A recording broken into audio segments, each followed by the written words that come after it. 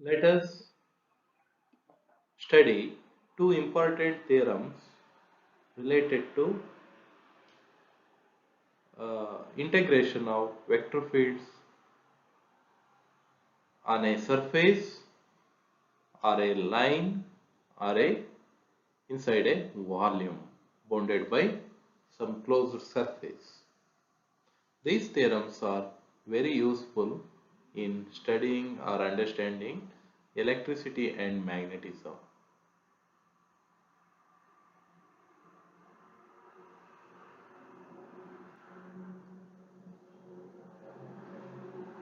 First theorem is called Gauss divergence theorem.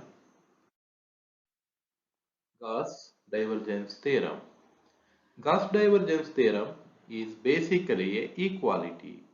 Any equality has a left hand side and a right hand side. Now we should carefully observe what is there in the left hand side. Left hand side is nothing but a surface integral. You have to take the field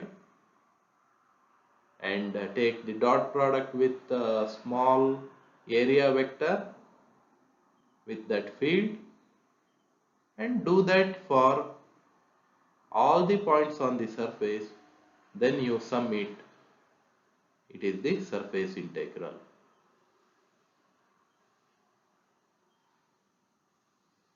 And in right hand side, we have volume bound by the surface. Since it is a closed surface, it will enclose certain volume. In that points only you have to consider small volume elements and take the divergence at each point, and you have to multiply that by that small volume element, then do the summation, you will have volume integral. In Queen's English, this Gauss divergence theorem states that surface integral of a vector field over a closed surface is equal to the volume integral of the divergence over the region inside that surface. This quantity, surface integral of a vector field, has a name, that is flux.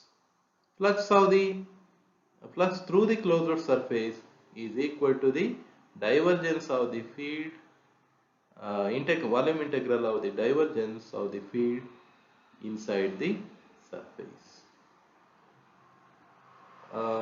We can consolidate our understanding with a better illustration. We have a field, vector field defined, and we have a closed surface. In our case, it is sphere. And we will consider a small area here, and that area vector is like this. Then you take the field vectors dot product, you will have certain number. Do this for all the patches over the spherical surface and then sum it, you will have surface integral. Integral meaning not just the antiderivative or opposite of differentiation. It means summation a certain quantity as limit of something goes to 0. In that sense, it is a surface integral. Do that for small volumes. Here it is volume integration. We will divide the spherical volume into small bits of each of volume d tau, and at any some point here inside the sphere we will have divergence, and multiply the divergence with the volume of this volume element, then calculate that for all the volume elements within the spherical surface, then add it, you will have volume integration. Let us further consolidate this theorem with solving a problem. Here in this problem we have uh, uh, we have to calculate the surface integral of the field. Field is given f is equal to xi. This is a vector field. Let me have arrows, and I, j, k's are unit vectors about a closed surface. They haven't mentioned the surface because in this problem that is not important. Which bounds they have given condition, which bounds volume v is equal to 15. Our friend is here Gauss divergence theorem, and according to Gauss divergence theorem, to calculate the closed surface integral f dot ds, we have f here. Okay, first let me write Gauss divergence theorem. We div f over small volume v dv, and divergence of this field is dou x by dou x plus y component is y, therefore dou y by y, similarly dou z by dou z. Volume integration v dv, and this is nothing but 3 dv over the volume. 3 into volume dv. What is the meaning of this quantity? It is telling if you have a closed surface of an arbitrary shape, then you have to do volume under volume bounded by this closed surface. You have to divide that volume into small bits of volume dv, each of volume dv. Then if you sum it, what it will give? Integration means summing to find the total. It gives the entire volume bound by that surface. Therefore, 3 into entire volume means here V, and they have given that is for 15 units. Therefore, 45, 3 into 15, 45 units. Now, let us ask this question. In Gauss divergence theorem, using Gauss divergence theorem, we have converted a surface integral into a volume integral. Now let us ask this question.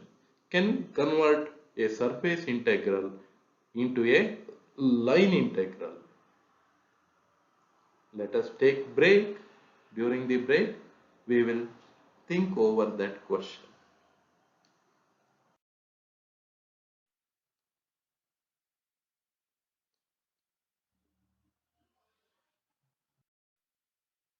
Okay. Before this break, we asked ourselves this question. Can we convert a surface integral into a line integral? Answer is uh, sometimes yes, we can. Why sometimes? Because if it is a closed surface, we don't have such privilege. But in case of a open surface, certain kind of open surfaces, we can convert that into a line integral. This theorem is called Stokes theorem. Stokes theorem is also an equality which says any line, closed line integral closed line integral, we have shown circle here, closed line integral of the field is equal to a surface integral which involves curl of the field, not divergence, curl of the field and a open surface. So here it should have been ds vector, not d tau, ds vector.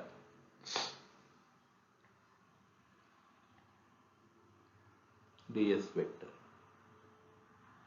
and curl is involved. What we have to do? If I want to calculate line integral, that is, take the field, take its component along the tangent vector, tangent to the curve. Do that for all the points on this closed curve,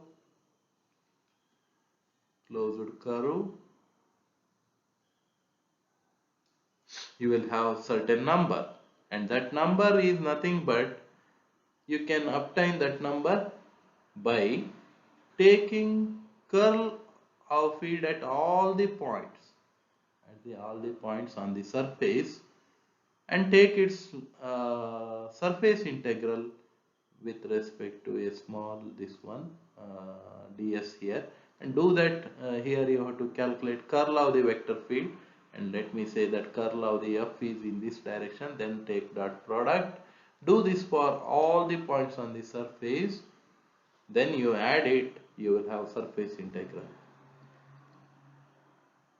In Queen's English, Stokes' theorem relates a line integral around a closed path to an open surface integral over a surface, which has that surface should have that closed path as boundary. That is very important, not some curve here and an open surface here. No, that's wrong.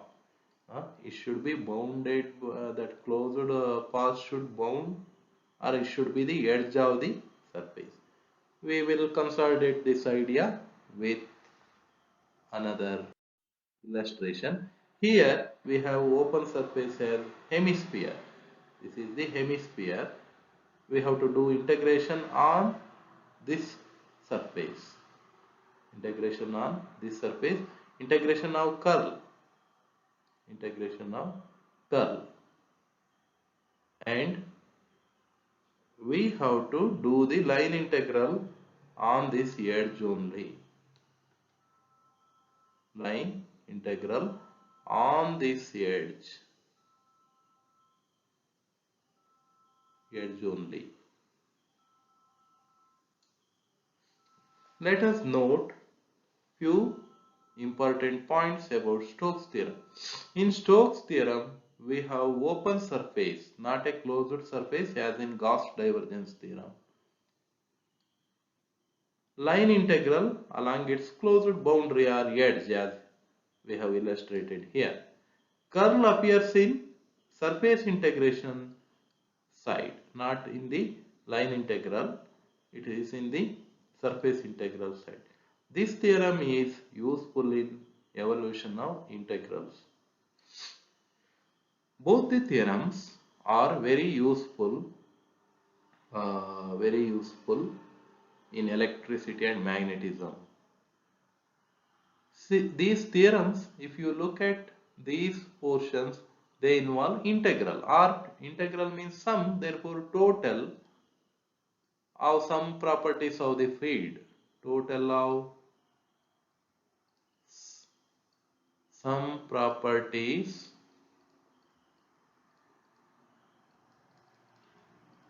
of fields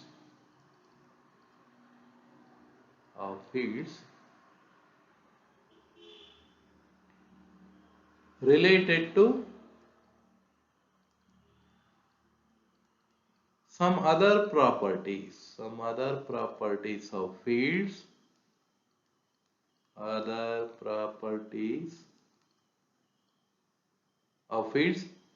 extended over this region.